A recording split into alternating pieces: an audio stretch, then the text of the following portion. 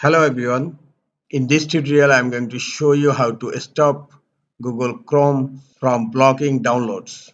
Sometimes it becomes very important for you, so don't forget to watch full video. To fix this issue, click on three dot icon on upper right corner and then click on settings. In left pane, click on privacy and security. Scroll down, click on security. Under safe browsing, by default, enhanced protection is selected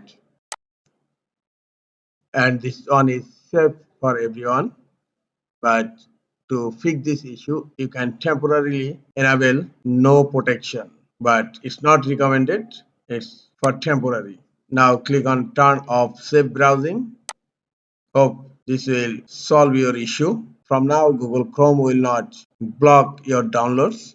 This is all for today. Hope this tutorial is helpful for you. Keep watching for next tutorial. Thank you very much.